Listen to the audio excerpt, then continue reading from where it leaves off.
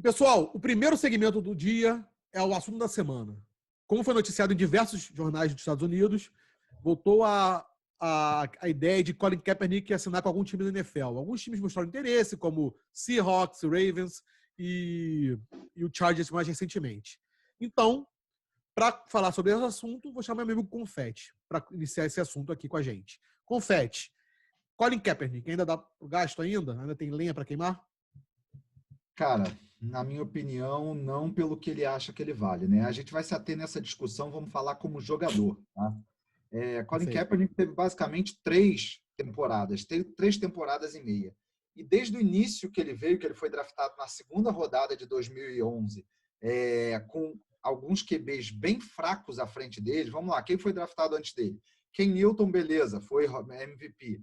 Jake Locker, poderoso Blaine Gabbert, Christian Ponder e Andy Dalton, que beleza, ainda está na liga. Mas vamos lá. Desde que ele começou a jogar, ele só caiu, ele só piorou em todas as estatísticas dele. Independente do time ter piorado ou não, ele, em vez de evoluir, ele involuiu. Ele, 2011, ele ficou no banco, 2012 ele surgiu após a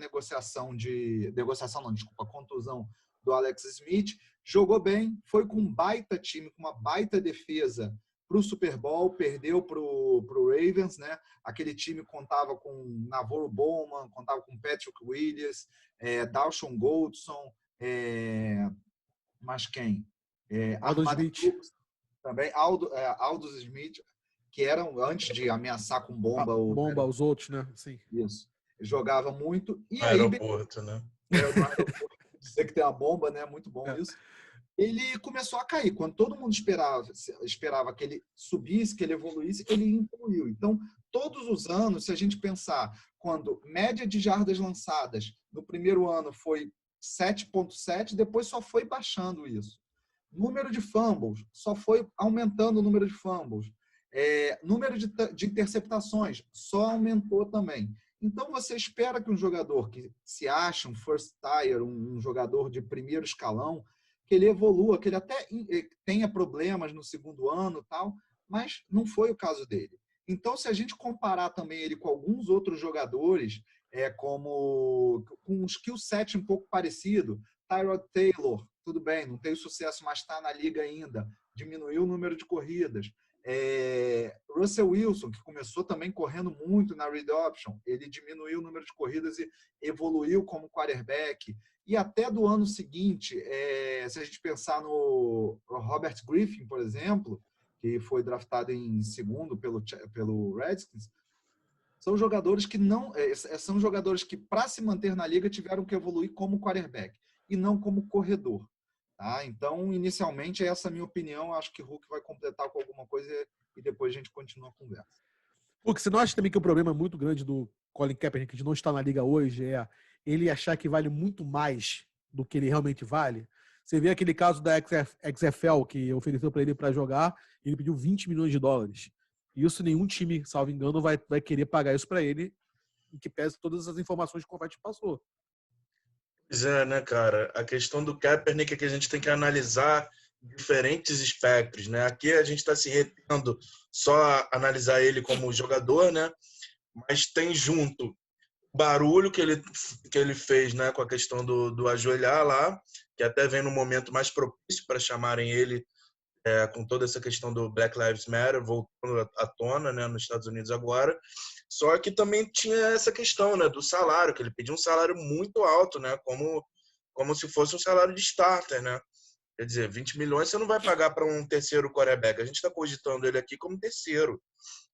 Toda essa notícia do assunto da semana começou quando o Anthony Lynn, o head coach do Chargers, falou, ele não chegou nem a falar que o Kaepernick estaria num tryout. Ele falou que seria loucura se ele não tivesse na lista dele de emergency quarterbacks. Quer dizer, ele tendo o Tyrod Taylor, o Justin Herbert e o Winston Stick, que também é queridinho da torcida, sim, Confetti, o Chargers tem torcida, ele não, assim, acho muito difícil ele se desfazer de algum desses três. Talvez ele chame o Kaepernick para saber o que ele pode contar se ele perder um dos quarterbacks, ou então até para chamar a questão para para o Kaepernick mesmo, sendo o Anthony Lee um técnico negro, né? Pode chamar assim, vai chamar a atenção para o Kaepernick no sentido dos outros times da NFL verem ele jogando e de repente se sentirem mais à vontade para chamarem ele para um tryout depois. Mas o Pete Carroll, por exemplo, no Seahawks, ele só falou que em 2017 ele viajou de não ter chamado, quer dizer, agora é fácil falar, né? Quando está em voga esse assunto, né? Na época ele não quis botar a cara.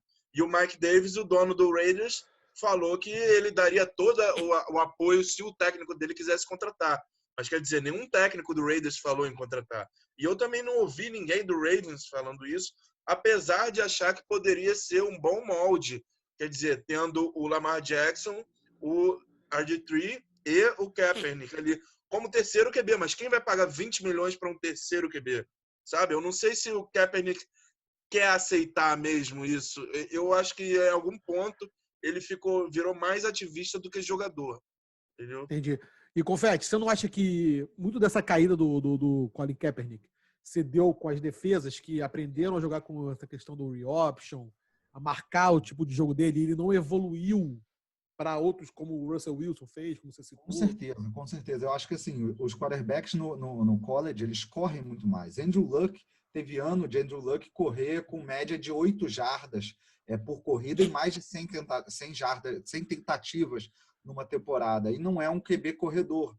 Então, quando ele veio no read option na liga, as defesas não sabiam fazer audibles para se ajustar aos audibles dele, não sabiam reagir aos audibles dele, e o read option dele lê a jogada, vê como é que estava a marcação e decidir correr. E ele é bom nisso, ele é forte fisicamente. Mas depois que foram se adaptando, e aí as falhas dele começaram a falar mais alto. A falta de acurácia dele, o one reads dele, né? Ele só vê a jogada inicial e se não dá certo ele se desespera, sai do pocket e aí ele perde a proteção, aí decide correr ou então vai lançar uma interceptação sob pressão.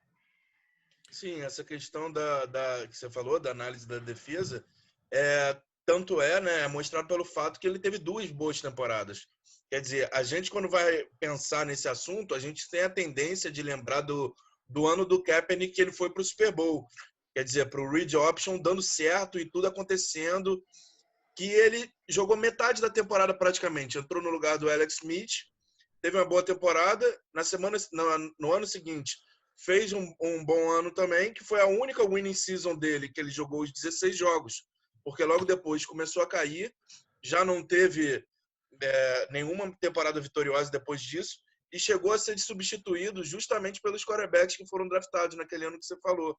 O Blaine Gabbert e o Christian Ponder chegaram a ser cotados para substituir o Kaepernick no 49ers, né? Quer dizer, e depois de passar 5 anos, a gente não pode esperar que ele não chegaram a completar 5 anos, mas tanto tempo parado depois, o Christian Ponder estava sendo cotado para substituir o Kaepernick. A gente não pode esperar que depois de tanto tempo parado ele esteja melhor do que nessa época, entendeu? 30 anos, né, agora.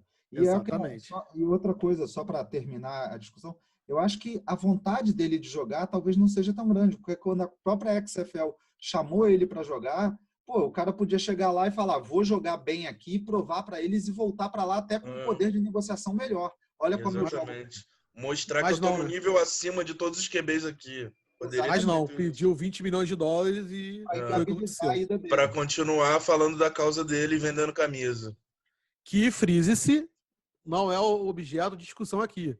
Ele pode ser ativista. E ganhou o patrocínio da Nike também, né? Sem jogar. Exatamente.